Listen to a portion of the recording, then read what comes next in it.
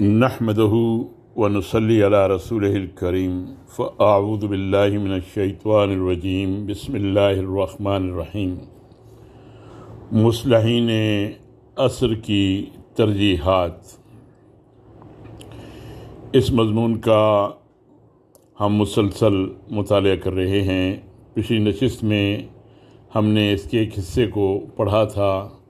آج اس باب کو مکمل کریں گے۔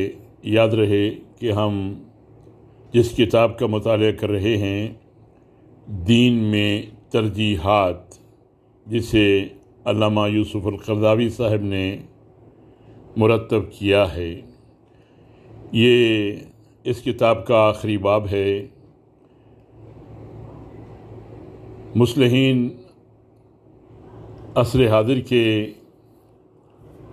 کئی نامور افراد کا ہم نے پچھلی نشست میں ان کی اپروچ کا، ان کے طریقہ کار کا مطالعہ کیا۔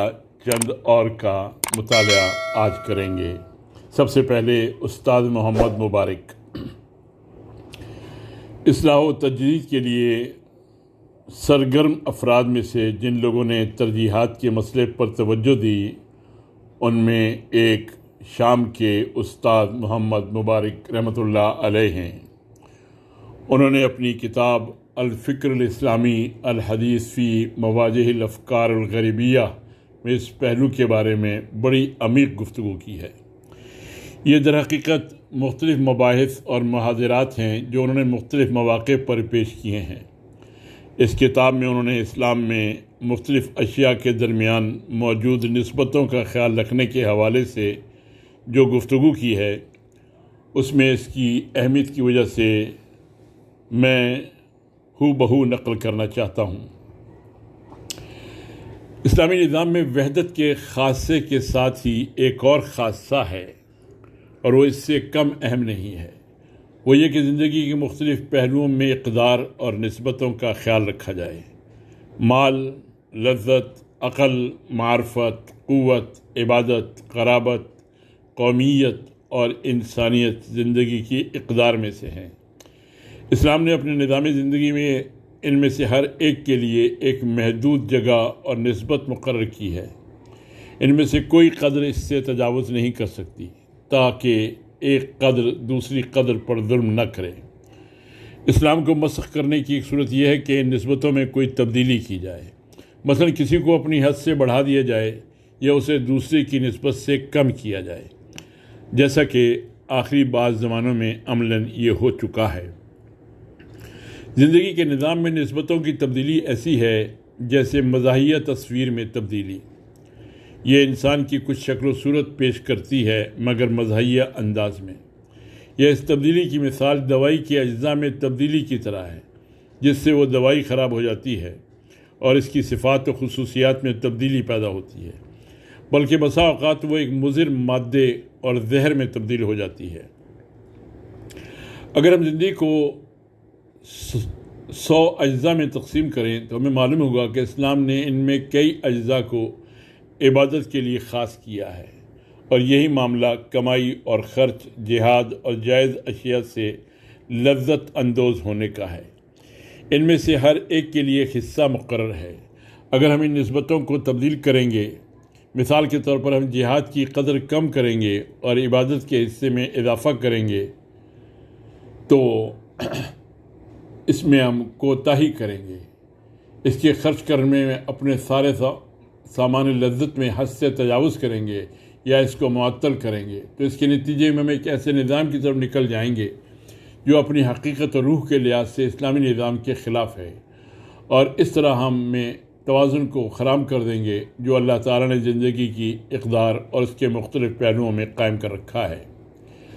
ہمارے موجودہ دور میں مسلم کامل اس کو کہا جاتا ہے جو عبادت بمعنی پوجا پاٹ کی طرف متوجہ ہو اور اس کے سوا کسی کام میں دخل نہ دیتا ہو، اپنی خانقاہ میں بیٹھا ہو، اس سے باہر نہ نکلتا ہو، اور ہر وقت اپنے ذکر و اذکار میں مصروف ہو۔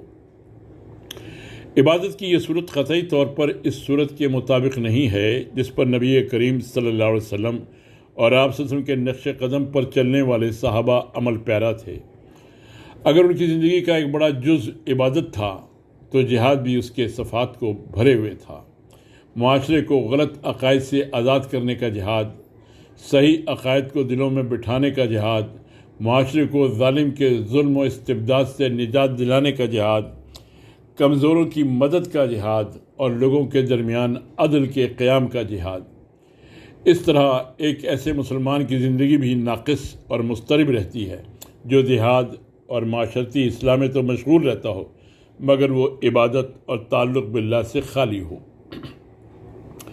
ہمارے فقہائے مقتدمین میں بھی اس نظریے یعنی نسبتوں کے نظریے پر توجہ کی تھی۔ یہی وجہ ہے کہ انہوں نے ایک مسلمان سے مطلوب فرائض اور دوسری چیزوں کے مطالبے میں فرق رکھا ہے۔ اسی طرح انہوں نے ممنوعات اور محرمات کو بھی ممانعت اور حرمت کے اعتبار سے مختلف قسموں میں تقسیم کیا ہے۔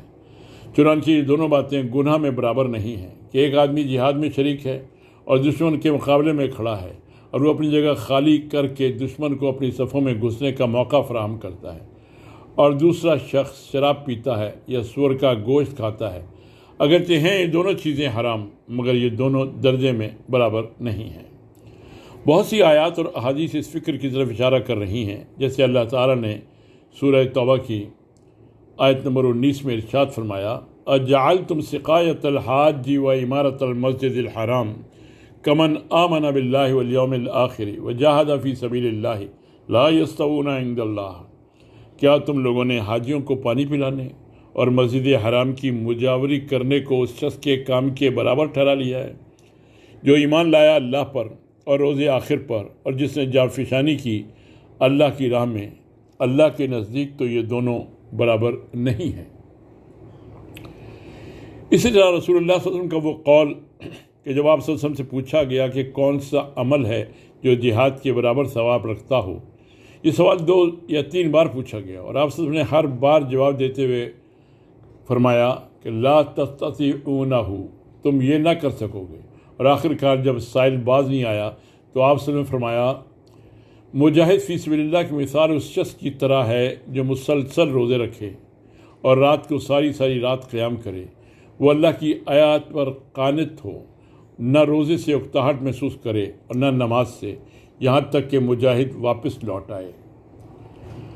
اور صحاح میں ہے کہ کسی نے پوچھا یا رسول اللہ صلی اللہ علیہ وسلم کون سا انسان سب سے افضل ہے؟ آپ سے فرمایا مؤمن مجاہد بنفسہ ومالہ فی سبیل اللہ، وہ شخص جو اپنے نفس اور مال کے ساتھ اللہ کی راہ میں جہاد کرتا ہے۔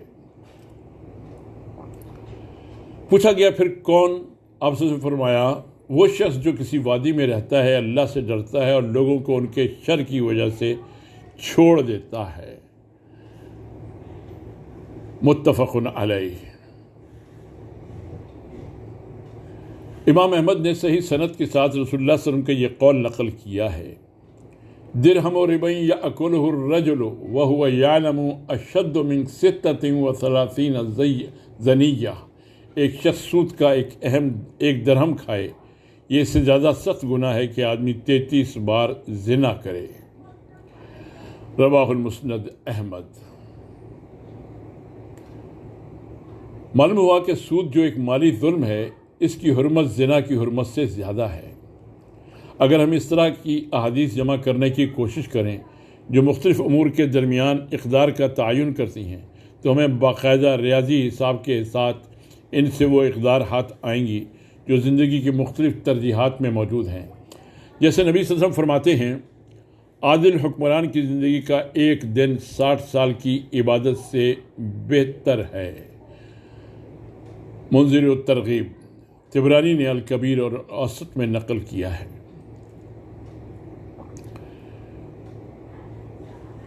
عادل حکمران کی زندگی کا ایک دن 60 سال کی عبادت سے بہتر ہے۔ یوم من امام عادل افضل من عبادت 60 سنہ۔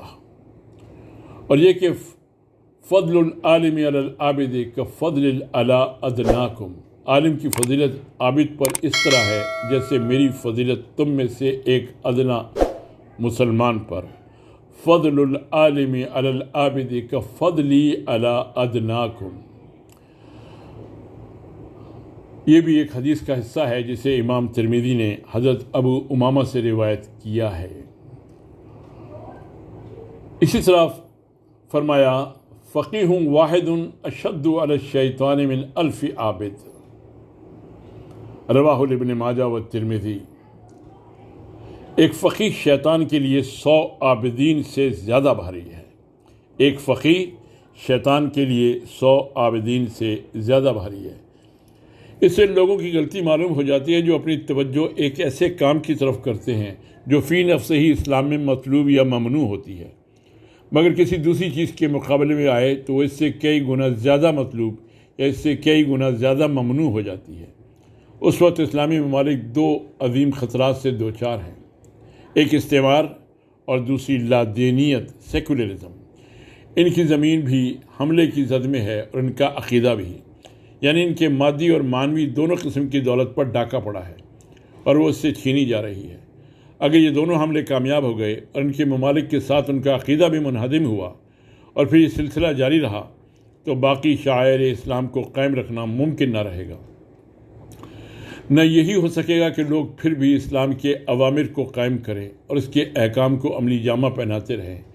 اس بنا پر لوگوں کے ذہنوں کو دوسرے مسائل کی طرف موڑنا اور ان کو اسلامی پستی کا محور بنانا اہم اور بنیادی مسائل سے لوگوں کی توجہ ہٹانا ہے، اور بنیادی مسئلہ ہے اسلامی ممالک پر بیرونی قبضہ اور براہ راست یا بالواسطہ طور پر ان کے اوپر اپنا اقتدار قائم رکھنا، اسلامی عقیدے کو مختلف طریقوں سے منہدم کرنا اور مختلف صورتوں میں لادینی افکار اور مذاہب کو عام کرنا۔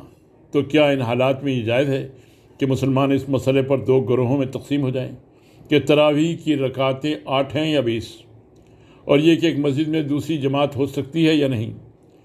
اسی طرح کیا یہ جائز ہوگا کہ ہم ایسے مسائل میں سنت اور بدعت کا معرکہ گرم کریں جس کا عقیدے کے ساتھ کوئی دور کا تعلق بھی نہ ہو؟ میں یہ نہیں کہتا کہ ان امور کے بارے میں علمی بحث بھی نہ کی جائے، میرا مقصد یہ ہے کہ اس کی وضاحت اس وقت ہونی چاہیے جب اس کا تعلق عقیدے کے ساتھ ہو۔ عبادات میں صحیح طریقے کی وضاحت مستحسن ہے کیونکہ عبادات شارع کی طرف سے متعین ہوتی ہیں، ان میں کمی بیشی نہیں کی جا سکتی۔ اس کے باوجود اگر اس سے فتنہ پیدا ہوتا ہے اور یہ 2 مسلمان گروہوں کے درمیان جھگڑے کا ذریعہ بنتی ہے تو اس سے اجتناب ضروری ہوگا، کیونکہ اس کے نتیجے میں ایک ایسا منکر سامنے آ رہا ہے جو پہلے والے منکر سے زیادہ بڑی اور خطرناک ہے۔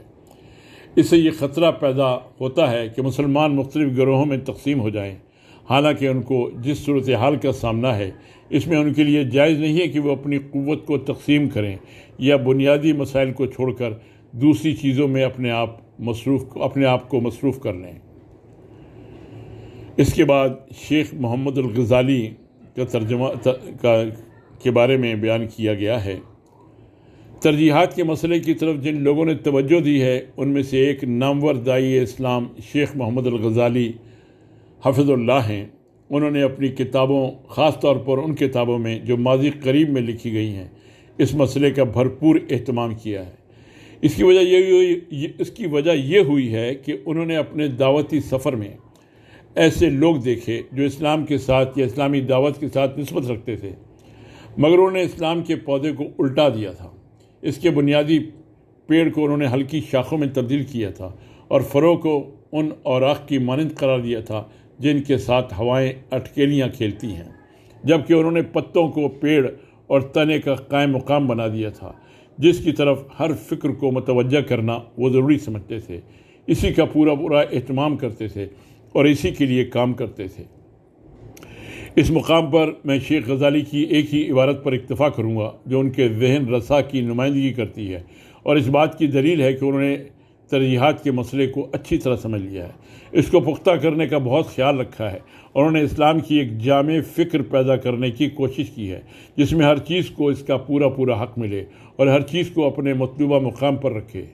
شیخ غزالی اسلامی تہذیب کا زوال اور امت مسلمہ کی ترقی اور پھر پستی کے بارے میں اپنی کتاب الدعوۃ الاسلامیہ تستقبل قرنها الخامسہ عشرہ میں التصویر الجزنی للاسلام کے عنوان کے تحت بحث کرتے ہوئے فرماتے ہیں، اسلام کے کچھ اوپر 60 یا 70 شعبے ہیں، مگر کیا یہ سب ایک دوسرے کے اوپر الجھے پڑے ہیں اور ان میں کوئی ترتیب اور توازن نہیں ہے؟ کیا یہ اس چیز کی طرح ہے جسے کسی شخص نے بازار سے خریدا ہو اور پھر کسی نہ کسی طرح اپنے تھیلے میں ٹھونس دیا ہو؟ نہیں، یہ ایسے شعبے ہیں جو خطرات اور قدر و قیمت کے لحاظ سے ایک دوسرے سے مختلف ہیں۔ ان میں سے ہر ایک کے لیے اس کی جامع صورت میں ایک مخصوص مقام ہے جس سے یہ تجاوز نہیں کر سکتی۔ ایمان کے ان شعبوں کو ملانے والا جال کسی وزارت یا کسی ادارے کے لیے وضع کردہ اس نقشے کی مانند ہے جن میں کوئی مدیر ہوتا ہے، کوئی اس کا معاون ہوتا ہے، کچھ ملازم ہوتے ہیں اور کچھ نگران ہوتے ہیں۔ ان سب کے درمیان ایک متعین تعلق اور ارسال و قبول اور نفاذ و انتاج کا ایک نظام ہوتا ہے۔ ایمان کے یہ شعبے جو کئی اشروں پر مشتمل ہیں ایک چلتی ہوئی گاڑی کی مانند ہیں جس کی ایک ظاہری شکل و صورت اور ایک انجن ہوتا ہے۔ اس میں ایک ڈرائیور ہوتا ہے، اس میں تیل ڈالا جاتا ہے، اس کے پہیے ہوتے ہیں، روشنیاں ہوتی ہیں، سیٹیں ہوتی ہیں اور اس طرح کے اور بہت سے پرزے ہیں جو مل کر گاڑی بنتے ہیں۔ ان میں سے ہر ایک کا ایک کام ہے اور ایک ذمہ داری ہوتی ہے۔ اسلامی ثقافت اپنے پہلے دن سے کچھ لازمی ارکان، کچھ اضافی امور، بعض اصول اور بعض فروع پر مشتمل ہے۔ اس میں کچھ قلبی اعمال، عقیدے کی باتیں ہیں اور کچھ جسمانی۔ مگر بعض لوگوں میں یہ نئی بات رواج پکڑ گئی کہ اسلام کا کوئی جز اتنی وسعت بھی اختیار کر سکتا ہے کہ وہ باقی اجزاء کا حق مارے۔ جیسا کہ جسم میں بعض اجزاء اتنے پھول جاتے ہیں کہ اس کی وجہ جسم کے باقی اجزاء کو مطلوبہ بڑھوتری نہیں ملتی اور جسم ہلاکت سے دوچار ہو جاتا ہے۔ یہ عقلی کوتاہی سب سے پہلے جن لوگوں کو لاحق ہوئی وہ خوارج تھے۔ دوسرے الفاظ میں فقاہت کا یہی خلل تھا جس کی وجہ سے انہوں نے حضرت علی رضی اللہ عنہ سے یہ شرط لگائی کہ یا تو وہ تحکیم سے بیداری کا اعلان کرے یا وہ ان کے خلاف جنگ کریں گے۔ اسی طرح حضرت عمر بن عبدالعزیز رحمۃ اللہ علیہ اپنے بڑوں یعنی بنو امیہ کے خلفاء سے بیداری کا اعلان کریں یا اس کے خلاف جنگ ہوگی۔ ایک خاص فکر نے انسان کی عقل پر قبضہ کیا، اس نے اس کے سارے نفسیاتی خلا کو پر کیا اور دوسرے افکار کے لیے کوئی جگہ خالی نہ چھوڑی جو اسے ناپسند تھی۔ مجھے ایک آدمی ملا جو بھلائی کے ساتھ معروف تھا۔ اس نے مجھ سے پوچھا کہ آپ فلاں شیخ کے کرامات پر یقین رکھتے ہیں؟ میں نے کہا میں نے ان کے حالات نہیں پڑھے۔ اس نے کہا یہ کتاب لے لیں، اس میں ان کی پوری سیرت بیان کی گئی ہے۔ اس کے کچھ عرصے بعد وہ دوبارہ مجھے ملا اور پوچھا آپ کی کیا رائے ہے؟ میں نے کہا میں کتاب پڑھنا بھول گیا تھا۔ اس نے ناراضگی کا اظہار کرتے ہوئے کہا وہ کیوں؟ میں نے کہا یہ کوئی زیادہ ضروری نہیں تھا۔ اگر میں مر جاؤں تو اللہ تعالیٰ مجھ سے یہ نہیں پوچھے گا کہ تمہارا شیخ کون تھا اور اس کی کرامات کیا تھیں۔ وہ چلا گیا اور میرے بارے میں اس بات کی اشاعت کرتا رہا کہ میں گمراہ ہوں اور میں اولیاء کی کرامات پر یقین نہیں رکھتا۔ ایک اور شخص مجھے ملا، اس نے کہا موسیقی کے بارے میں آپ کیا کہتے ہیں؟ میں نے کہا کہ اگر یہ جہادی موسیقی ہو جس کا مقصد جرأت دلانا اور قربانی پر ابھارنا ہو تو اس میں کوئی حرج نہیں ہے۔ اگر ایسی جذباتی موسیقی ہو جس کے ذریعے کسی جائز اور مفید کام کا شوق دلایا جاتا ہو تو اس میں بھی کوئی حرج نہیں ہے، اور اگر یہ برے جذبات ابھارنے والی اور فحش موسیقی ہو تو پھر جائز نہیں ہے۔ وہ چلا گیا اور میرے بارے میں یہ تبلیغ کرتا رہا کہ میں اباحیت پسند ہوں اور میں حرام یعنی موسیقی سنتا ہوں۔ ان دونوں افراد کا ایک بات پر ایمان تھا اور انہوں نے اسی کو دین سمجھ رکھا تھا۔ وہ تمام حالات اور افراد کو اسی کے کٹہرے میں کھڑا کر کے ان کے بارے میں فیصلہ کرتے تھے۔ یہ پھلاہٹ جو دین کے کسی مخصوص پہلو کو لاحق ہوتا ہے، یہ وہ راز ہے جو کبھی ایسے فقہا کا پیدا کردہ ہوتا ہے جن کی فکر تو تیز ہوتی ہے مگر ان کے دل عبادت گزاروں کے نہیں ہوتے، یا ان صوفیوں کی تخلیق ہوتا ہے جن کے احساسات تو عشق کی انتہا پر ہوتے ہیں مگر ان کے پاس فقہا کی عقل نہیں ہوتی۔ یہی راز ان محدثین کی کاوشوں میں بھی کار فرما ہوتا ہے جو نصوص یاد تو کر لیتے ہیں مگر انہیں اپنے ٹھیک مقام پر نہیں رکھتے اور ان میں اجتہاد کا ملکہ نہیں ہوتا۔ اسی طرح یہ اصحاب رائے کی کارگزاری ہوتی ہے جو مصلحت کو تو دیکھتے ہیں مگر اسے کسی صحیح نص کے ساتھ جوڑ نہیں سکتے، یا یہ ان حکمرانوں کی کار فرمائی ہوتی ہے جو کچھ مقررہ اہداف کے لیے کام کرتے ہیں اور اس کے ذریعے وہ عوام کو اپنے ساتھ لے کر چلتے ہیں مگر تقویٰ کے میدان میں ان کا ہاتھ لمبا نہیں ہوتا۔ یہ بھی عام طور پر ہوتا ہے کہ لوگ انفرادی عبادتوں کا بڑا اہتمام کرتے ہیں، مگر جب بات نصیحت یا زجر کی آتی ہے، یا امر و نہی کا موقع ہوتا ہے، یا حکمرانوں کی ناراضی مول لینے کا مرحلہ ہوتا ہے، تو وہاں طویل خاموشی اختیار کی جاتی ہے۔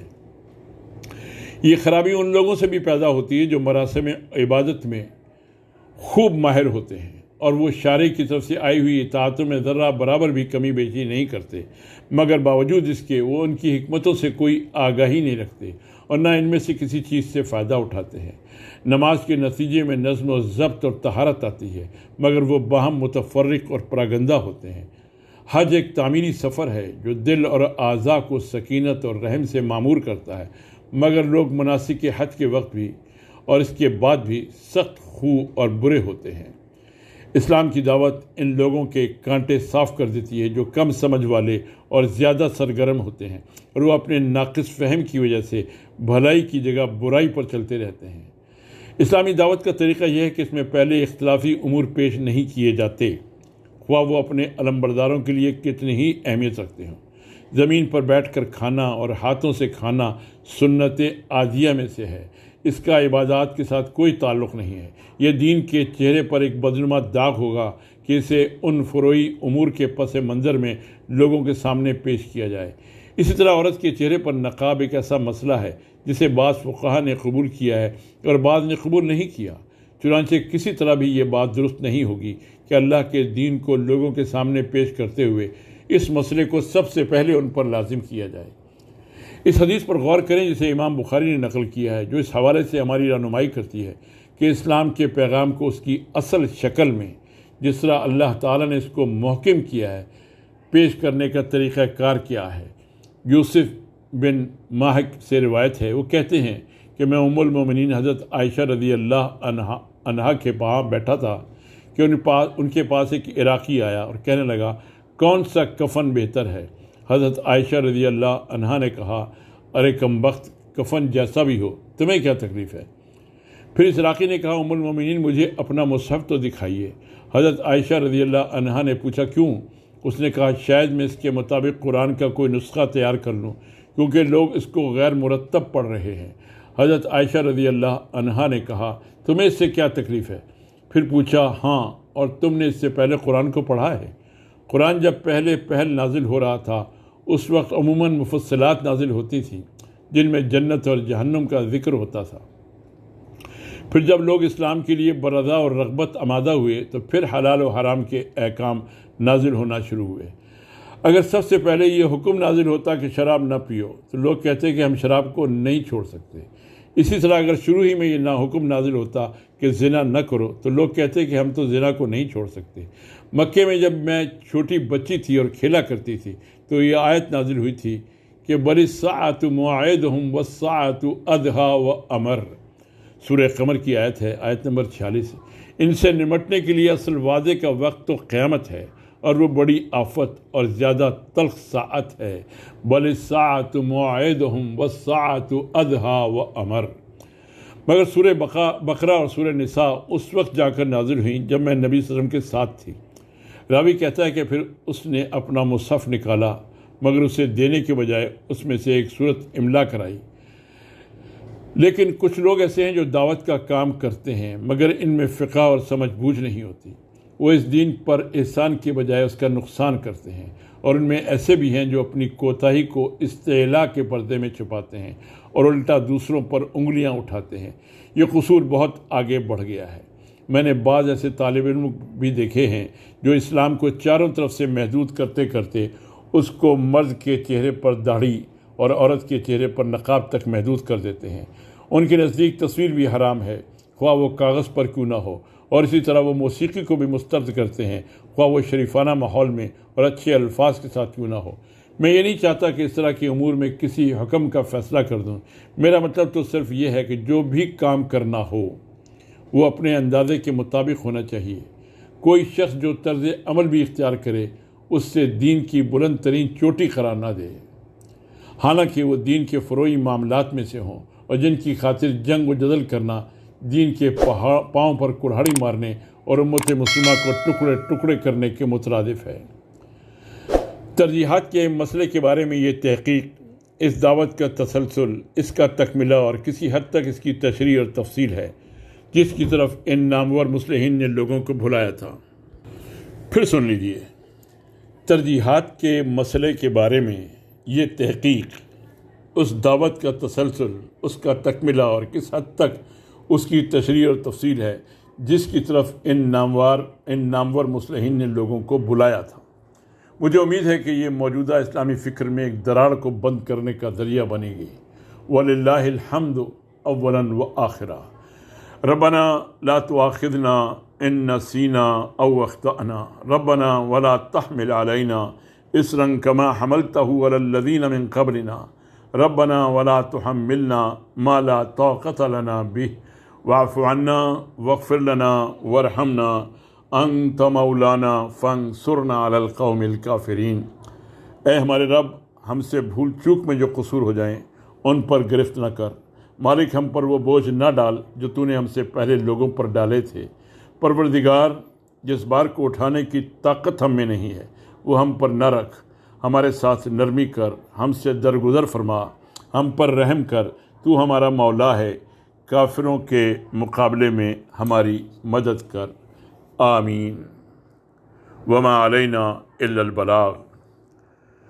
معزز سامعین، ہم نے کتاب دین میں ترجیحات کا مطالعہ آج مکمل کیا۔ اللہ تعالیٰ علامہ یوسف القرضاوی صاحب کو اس کا اجر عطا فرمائے اور ہم کو دین کا فہم دے۔ ہر مسلمان کے لیے اور بالخصوص تحریکی فرد کے لیے دین کا فہم اور اس کا حکیمانہ امپلیمنٹیشن، اس کو جاری و ساری کرنا بہت ضروری ہے، لیکن فہم دین اولین حیثیت رکھتا ہے۔ اس کے بغیر ترجیحات کا تعین نہیں کیا جا سکتا۔ دین کا کل تصور اس کتاب میں ملتا ہے۔ جب بھی اس کتاب کو آپ پڑھیں بار بار آپ یہ دیکھیں گے غور سے کہ دین کا کل تصور اس کتاب میں بیان کیا گیا ہے، اور دین میں جو آیات الہی اور احادیث کا ذکر اس کتاب میں کیا گیا ہے، اس سے بھی ان کے صحیح مفہوم کا اور ترجیحات کا نقطہ نظر سامنے آتا ہے۔ اس کتاب کو فہم دین کے لیے کئی مرتبہ پڑھنا ضروری ہے۔ پھر ہر سال ایک مرتبہ میری درخواست ہے کہ اس کا اعادہ کیا جائے۔ اس سے بہت فائدہ ہوگا اور ہمیں دین کے تقاضوں کا پتہ لگے گا اور دین میں ترجیحات کا پتہ لگے گا، اور پھر یہ کہ ان کا کس طریقے سے حکیمانہ استعمال کرنا چاہیے۔ وآخر دعوانا ان الحمد للہ رب العالمین۔